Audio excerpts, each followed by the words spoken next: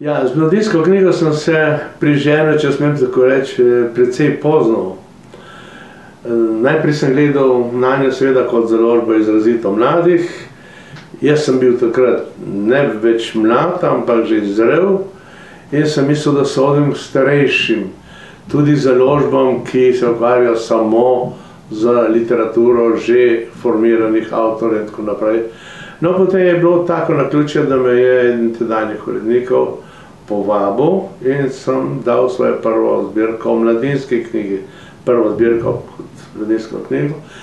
In naključje hotel, da sem dobil zanjo Prešernovo nagrado in potem sem kar ostal zvest, sem videl, da mladinska knjiga ni samo knjiga, založba za otroke in mlade, ampak da čedalje bolj iz leta v leto, da postaja vseslovenska založba, ki ima posebno skrb za domačo, tekočo, živo literaturo in to me je nekako, kako bi rekel, približalo, da sem začutil neko domačnost in moram reči, da sem, pohvala je sicer nekako dvorezen meč, ampak moram reči, da sem naletel tudi na zelo kulturen, razumevajoč in ploden kontakt z uredniki, zlasti sedanjo urednico Nelo, ki je upoštevala tudi vse moje muhe, vse moje želje, ki so se sproti pri nastajanju tudi zadnje knjige, mene porajale v želje, da bi knjigo čim bolj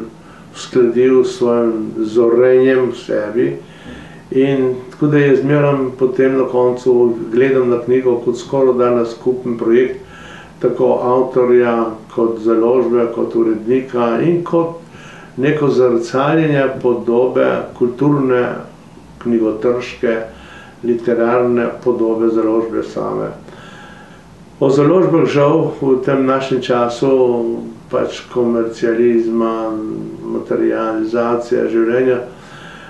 tržnosti za vsako ceno, gledamo preveč samo prodajno,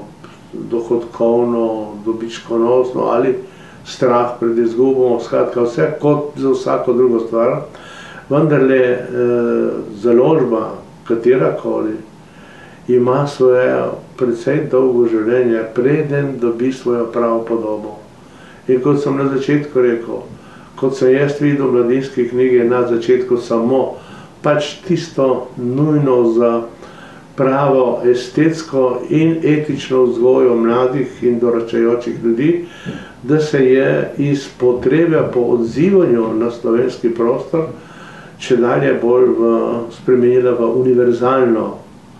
založbo, da ni nič izgubilo tistega, kar je bil motiv ustanovitve založbe, ampak da je temu dodajala, tako da je danes resnično in upravičeno temeljna, osnovna in edina vseobsegajoča